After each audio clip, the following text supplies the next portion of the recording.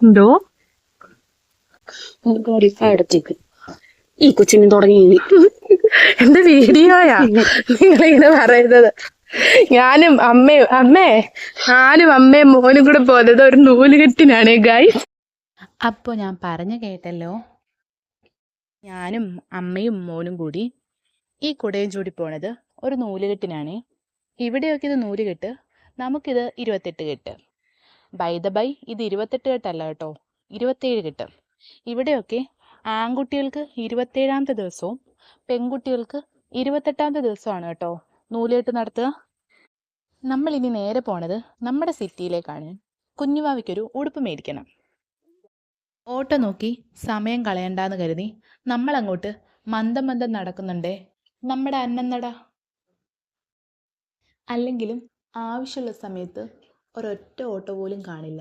ഇല്ലെങ്കിൽ കാണാം അങ്ങോട്ടും ഇങ്ങോട്ടും ഓട്ടോയുടെ മേളമായിരിക്കും. ഇത് ചിലർക്കൊക്കെ റിലേറ്റ് ചെയ്യാൻ പറ്റും. പതുക്കെ കൊച്ചു വർത്താനവും പറഞ്ഞ് ഞാനും അമ്മയും അങ്ങോട്ട് നടന്നു തുടങ്ങിയേ. ഇന്നൊരു ദിവസം മുഴുവൻ യാത്രയാണ് കേട്ടോ, കറക്കത്തോട് കറക്കം തന്നെ. അങ്ങനെ നോക്കി നോക്കി ഒരോട്ടോ കിട്ടി കേട്ടോ.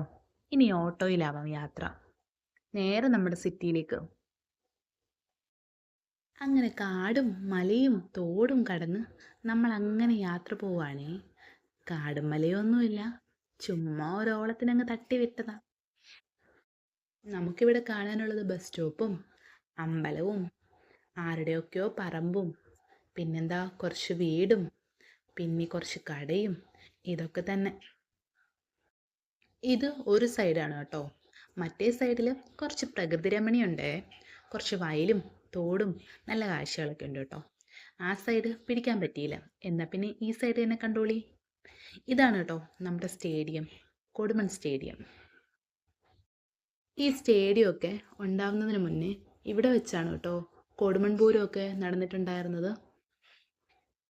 അങ്ങനെ വർത്താനം പറഞ്ഞ് നമ്മളങ്ങ് ഷോപ്പെത്താറായേ. അങ്ങനെ ഷോപ്പിലെത്തി തുണിയൊക്കെ നോക്കി കേട്ടോ. ഇവിടെ കുഞ്ഞുമാവന്മാരുടെ തുണിയൊക്കെ കുറവായിരുന്നേ. ഉള്ളതൊക്കെ 1, 1.5, 2 വയസ്സിൻ്റെ കുഞ്ഞു മക്കളുടെ തുണിയൊക്കെ ആയിരുന്നു. അങ്ങനെ പിന്നെ നമ്മൾ അടുത്ത കടയിലോട്ട് കയറി കേട്ടോ. നേരെ തൊട്ടപ്പുറത്തുള്ള ഷോപ്പിൽ നിന്നാണേ പിന്നെ കുഞ്ഞാവയ്ക്ക് ഉടുപ്പൊക്കെ വാങ്ങിയത്. അവിടെ അത്യാവശ്യം കളക്ഷനൊക്കെ ഉണ്ടായിരുന്നു കേട്ടോ. ഈ പൊടിപ്പും തൊങ്ങലും ഒന്നും ഇല്ലാത്ത സോഫ്റ്റ് ആയിട്ടുള്ള തുണികളാണ് കേട്ടോ കുട്ടികൾക്ക് ഇടാനും സുഖം. ഇതൊക്കെ കാശിമോനായതിനു ശേഷം എനിക്ക് മനസ്സിലായ കാര്യങ്ങളാണേ. ഇനി ബായോ നമുക്ക് നമ്മുടെ കുഞ്ഞാവയെ കാണാൻ പോവാം.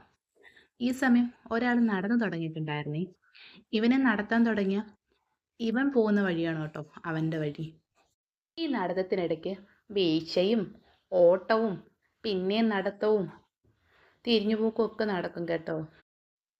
വീടിന് പുറത്തേക്ക് ഇറക്കിയ ഇവന് നടക്കാനൊക്കെ വലിയ ഇഷ്ടമാണ് കേട്ടോ. കുറച്ചൊക്കെ നടന്നോളും. ബാക്കി കുറിച്ച് പറഞ്ഞല്ലോ, ഓട്ടവും വീഴ്ചയും തിരിഞ്ഞു നടത്തവും ഒക്കെ തന്നെ. അങ്ങനെ നമ്മൾ നമ്മുടെ നായകൻ്റെ അടുത്ത് എത്തി കേട്ടോ. എമി റിസ്യാൻ എന്നാണ് വാവയുടെ പേര്.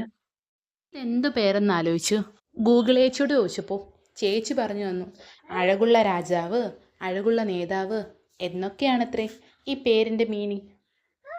ഈ വർത്താനം പറയാനൊന്നും സമയമില്ല കേട്ടോ, ഞാനൊന്ന് കഴിച്ചിട്ട് വരട്ടെ. ഇത് തൊട്ടപ്പുറത്തെ വീട്ടിലെ ചെടിയാണ് കേട്ടോ. നല്ല ചന്തം ഉണ്ടായിരുന്നു കാണാൻ. അതുകൊണ്ട് അവിടെ നിന്നൊരു തയ്യം വാങ്ങി പതിയെ ഞങ്ങൾ വീട്ടിലേക്ക് വിട്ടു. എവിടെങ്കിലും പോകുമ്പോൾ വെറും കൈയോടെ വീട്ടിലേക്ക് വരരുതെന്നാണല്ലോ ശാസ്ത്രം. പിന്നെ ഞങ്ങളങ്ങോട്ട്